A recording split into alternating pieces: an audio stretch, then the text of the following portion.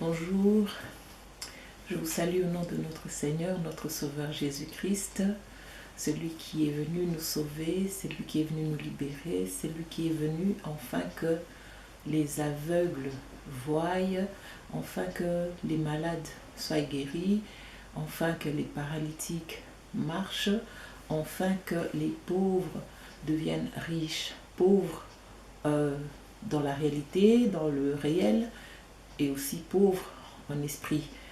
Le message d'aujourd'hui, ce que le Seigneur m'a mis à cœur depuis hier soir, et j'avais plusieurs thèmes, mais ce qui revenait souvent, plus souvent, c'est la foi. La foi, c'est une ferme assurance de croire à des choses qu'on n'a pas vues, des choses qu'on n'a pas entendues, mais nous avons la foi, nous croyons que ces choses-là vont nous arriver. Mais ces choses-là vont nous arriver comment? C'est en ayant la foi. La femme qui avait cette perte de sang, inspirée par le Saint-Esprit, c'est sûr que la Bible dit qu'elle a beaucoup dépensé de l'argent, mais je pense que un jour, elle s'est posé la question, jusqu'à quand? Ça va durer jusqu'à quand? Un moment dans notre vie de chrétien, on se pose des questions de foi. Pourquoi ces choses durent? Pourquoi est-ce que ça persiste? Pourquoi est-ce que ça ne part pas? Pourquoi est-ce que ça ne finit pas? Pourquoi est-ce que ça ne commence pas? Le Seigneur a plusieurs façons d'opérer avec chacun de nous parce qu'il nous connaît trop bien. C'est comme nous les parents ici, nous avons nos enfants et il y a des choses que les enfants nous demandent et il y a des choses aussi que nous allons leur donner dépend de nous, comme nous connaissons ces enfants. Hein? Il y a des enfants que tu peux lui offrir, comme on dit, Nike. Or, cet enfant aime plus le Puma. Hein? Il y a des enfants que tu peux lui donner Puma, lui, il aime Tommy Hilfiger. Donc, nous, on est là, les parents, avec le temps, nous apprenons à connaître nos enfants. Bon, quand ils sont petits, ils ne donnent presque pas leur avis. Bon, mais quand ils sont comme ça, adultes, on sait exactement ce que ces enfants-là aiment. Hein, comme moi, je connais mon fils, Chris, lui, il aime trop, depuis qu'il était petit, il est trop Lacoste. Donc, entre Lacoste et Tommy Hilfiger, j'ai un peu de doute maintenant. Mais je sais que si je lui achète un truc Lacoste, il va plus prendre avec plaisir parce que depuis qu'il était petit, il a toujours mis des Lacoste et il aime Lacoste. Donc, maintenant, en grandissant, je commence à voir que il fait rentrer Tommy Hilfiger dans ses habits. Donc, je sais exactement si je veux lui faire un cadeau ou si, si je veux lui donner quelque chose, un habit, j'aurais plus tendance, ça serait plus facile pour moi d'aller vers les rayons Lacoste ou Tommy Hilfiger.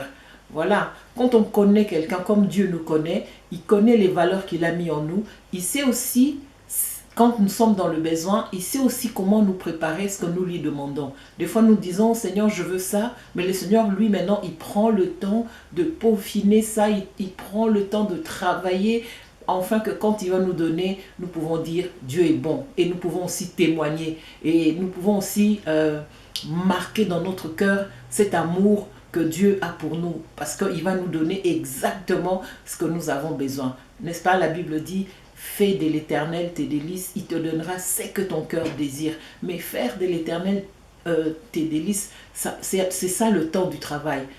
Parce que le Seigneur veut que nous ayons la foi.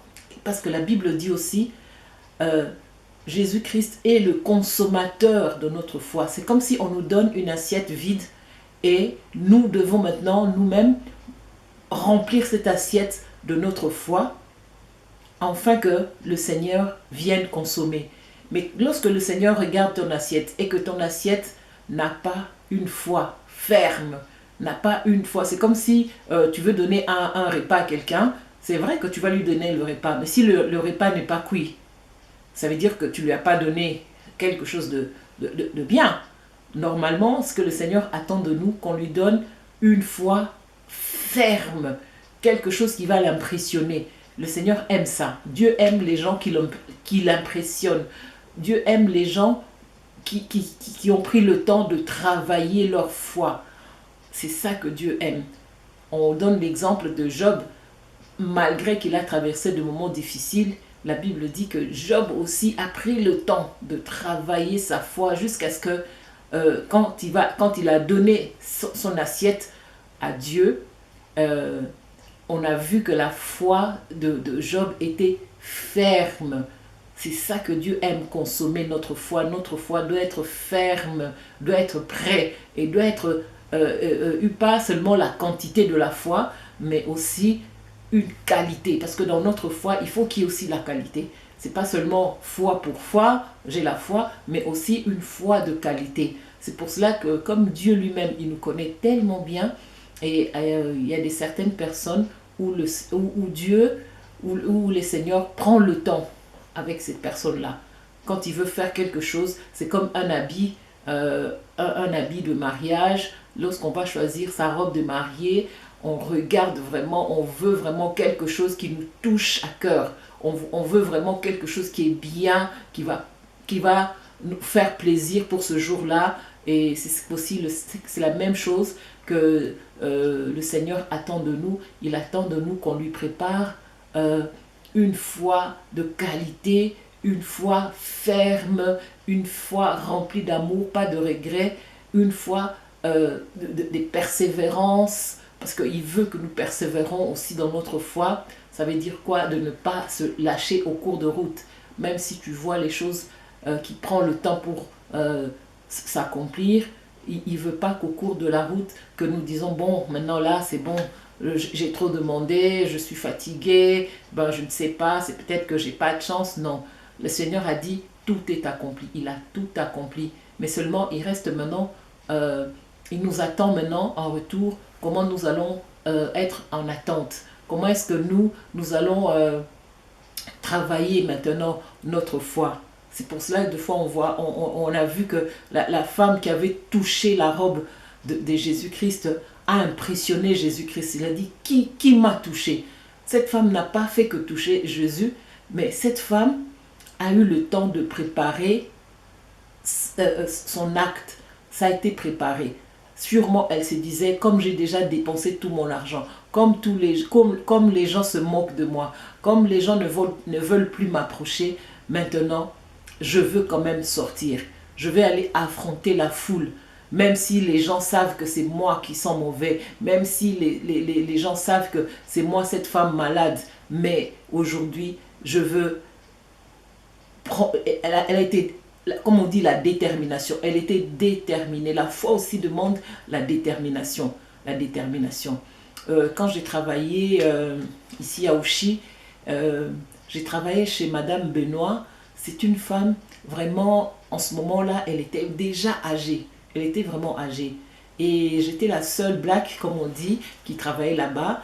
Et souvent, à midi, au lieu d'aller manger, je restais à la place de travail. Je prenais mon repas et elle était dans son laboratoire, là où elle faisait des rouges à lèvres. Donc, cette femme, un jour, elle m'a appelé pendant que tout le monde était parti. Elle m'a appelé, elle m'a dit, tu sais que je te regarde, ne te laisse pas impressionner par ces femmes blanches. C'est vraiment ce qu'elle m'a dit. Elle-même, elle était suissesse, blanche. Elle m'a dit, ne te laisse pas impressionner par ces femmes. Toi, tu es venu travailler, sache que tu as ta place aussi dans cette entreprise. C'est là où vraiment j'ai aimé, et j'ai vraiment aimé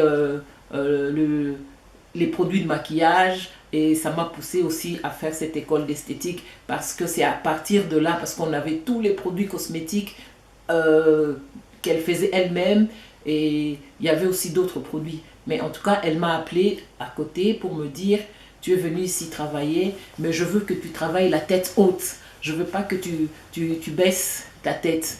En tout cas, le Seigneur a commencé aussi à me former à travers les gens. En tout cas, au départ, dans ma vie, j'étais un peu timide. Mais avec le temps, les gens ont commencé aussi à le remarquer, et les gens aussi ont commencé à voir que j'avais des qualités, mais que je n'osais pas les mettre en avant. Alors cette femme, elle était comme, on ne peut pas dire même pas comme une maman, parce qu'elle était même plus âgée que ma maman. Et elle m'a appelée à côté, elle m'a dit, je veux que tu aies la tête haute, que de ne pas baisser la tête par rapport aux autres femmes qui se trouvent ici dans l'entreprise. Elle m'a témoigné un peu sa vie. Elle a dit que ce sont des Suisses riches qui sont venus de la Turquie, pendant qu'il y avait la guerre, elle est venue avec toute sa famille ici en Suisse. Et puis, comme elle vivait des temps difficiles, elle se disait, il faut qu'un jour je me lève, que j'aille à la banque, j'aille demander un crédit. Alors, quand elle parlait ça, elle discutait avec ses enfants et son mari à table, tout le monde se moquait d'elle. On disait, mais qui est ce banquier qui va t'écouter? Qu'est-ce que tu as pour aller demander un crédit? Mais cette femme, comme elle était obstinée, elle m'a dit, comme j'étais obstinée, je continue à aller, je continue, j'ai continué. Et elle a dit, jusqu'au jour où un banquier m'a fait confiance. Un banquier lui a fait confiance et on lui a accordé le crédit qu'elle avait besoin. Ce jour-là, elle est rentrée chez elle à la maison pour témoigner, pour dire que c'est bon, j'ai un crédit. Et pour les gens qui sont ici à Lausanne, ceux qui connaissent Ouchy, ils ont trois immeubles, je pense de 35 chambres, en tout cas 3 immeubles au bord du lac à Ouchy. Ça appartient à la famille Benoît et c'est là où j'ai travaillé.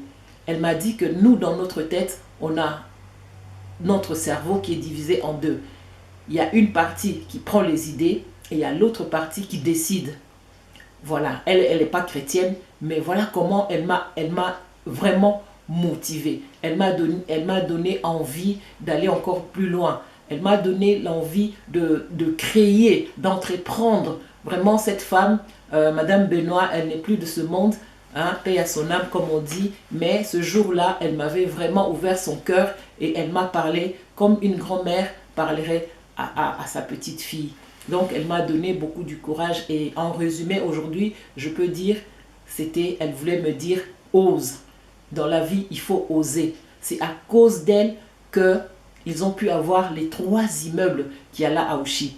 Pour les gens qui connaissent la poste d'Ouchy, là où s'arrête le bus 2, derrière tout le bâtiment et même en face, là où il y a la cabine téléphonique, tout ça, c'est à la famille Benoît.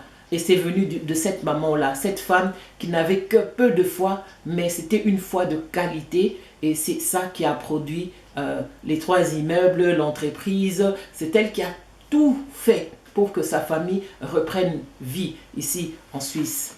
Vous voyez, c'est pour cela qu'aujourd'hui, je viens vous parler de quelque chose. C'est un message que pendant la nuit, j'étais en train de chercher dans ma tête, j'étais en train de prier. Il y avait plusieurs idées qui me venaient dans ma tête, mais la pensée qui est venue au devant de tout, c'était parle-leur de la foi. Pas la foi avec les œuvres seulement, mais seulement aussi une foi de qualité. Sachez que en nous, Dieu a déposé, comme on dit, c'est ADN. Oui, nous avons l'ADN de Dieu en nous. Hein?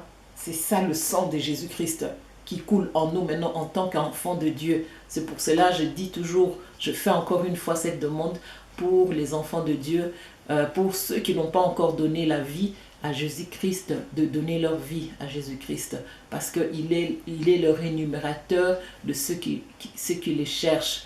Le Seigneur veut que nous ayons la foi, mais une foi de qualité.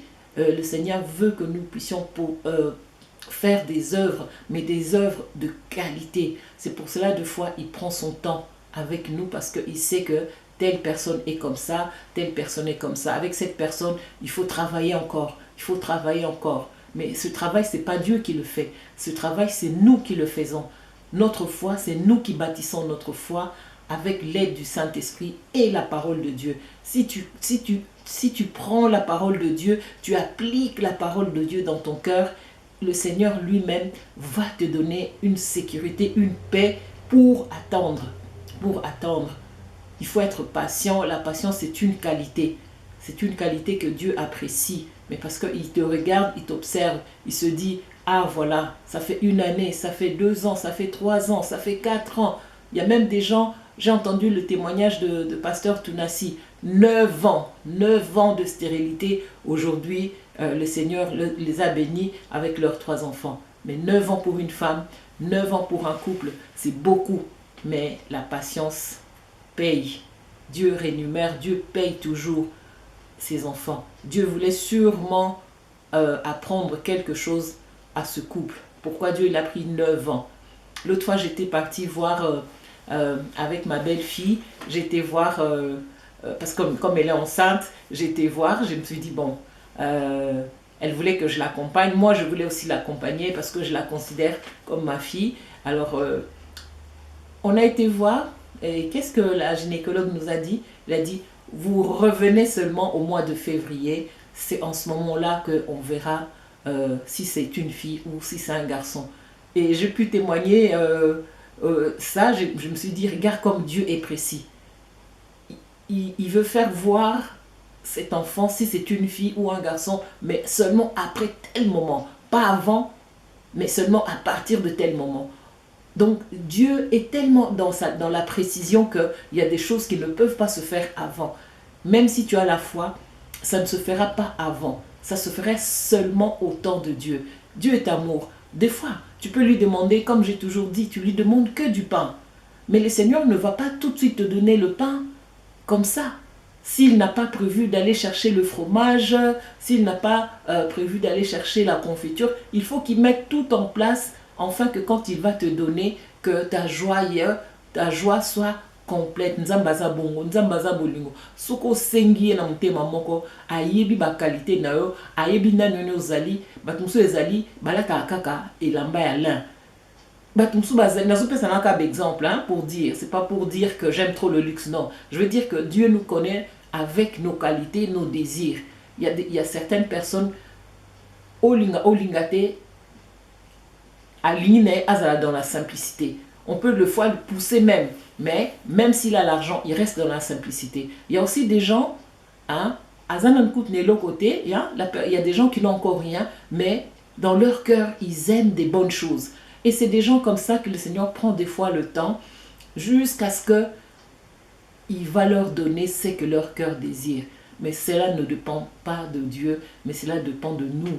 Nous devons vraiment montrer à Dieu que nous sommes patients, que nous avons la foi, que nous n'avons pas baissé les bras parce que la Bible dit « J'ai combattu le bon combat de la foi ».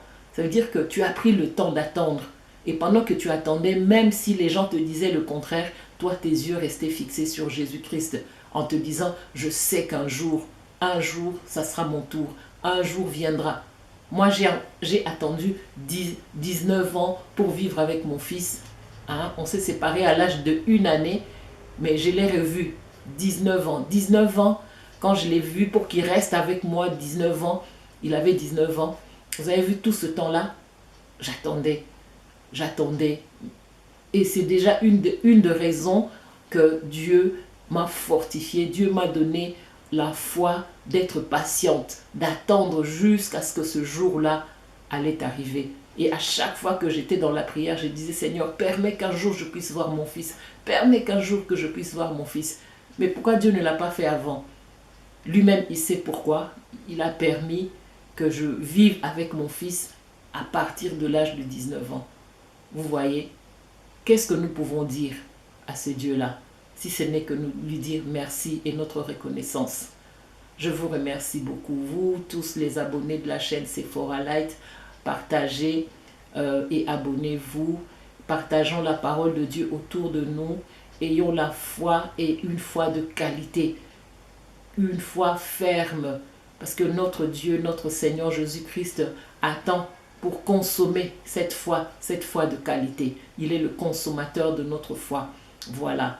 Il aime qu'on ait la foi parce que c'est à cause de la foi. C'est que Dieu a créé le monde. Le monde, ça n'existait pas, mais quand Dieu a dit, par la foi, le monde a été créé, par la foi. Et il veut que nous soyons ses imitateurs. Donc, ayons aussi cette foi-là, ferme, une foi de qualité, même si c'est petit, mais cette petite foi-là peut être une foi de qualité pour déclencher le miracle. Voilà, que Dieu vous bénisse. Soyez bénis, mes amis, les abonnés, ma famille, la famille dans le Seigneur. Soyez bénis. Dans le nom puissant de Jésus-Christ, soyez bénis, bénis, bénis, bénis. Que Dieu vous protège, que Dieu vous garde, que le Seigneur nous aide à avoir la foi, à marcher dans la foi, à persévérer. Rien n'est fini, rien n'est fini. Avec Dieu, Dieu l'a dit, chaque matin, il renouvelle sa bonté. Aujourd'hui, il a renouvelé sa bonté. Demain encore, il va renouveler sa bonté. Tenons ferme, tenons bon.